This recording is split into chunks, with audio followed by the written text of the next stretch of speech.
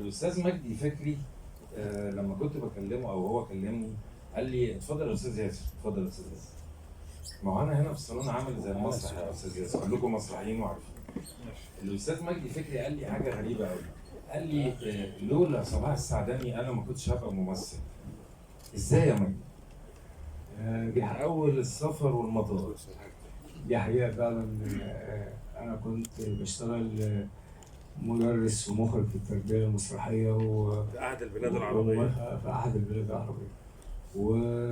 وأنا هناك ما كانش ليا اسم ولا أي حاجة، ولا يعني لسه ما فيش بني آدم عادي، مش معروف هنا خالص في أي حاجة يعني. بس أعرف ليا صديق الله يرحمه ممثل كبير اسمه إبراهيم عبد الرازق. ابن بلدي وكبرنا هناك في البلد بقى وفي الفلاحين وبتاع، فكلنا ايه، ده كان مثلنا الاعلى يعني ابراهيم عبد الرازق رحمه الله عليه. وانا هناك جالي تليفون من ابراهيم، مجدي عندك نجم كبير بكره جاي لك في البلد اللي انت فيها، صلاح السعداني. قلت له يعني بالسلامه يا استاذ بالسلامه وكده. قال لي لا تروح تقابله. قلت له انت كلمت ابراهيم، انا هقابل صلاح السعداني ازاي يعني؟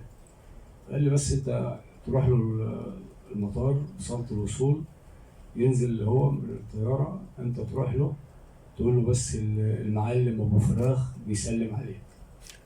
قلت له يا دي المصيبة، انا هروح لصلاح السعداني اقول له ابو فراخ بيسلم عليك بره؟ ده هو فراخ ضرب. قال لي بس اسمع الكلام ومالكش دعوة.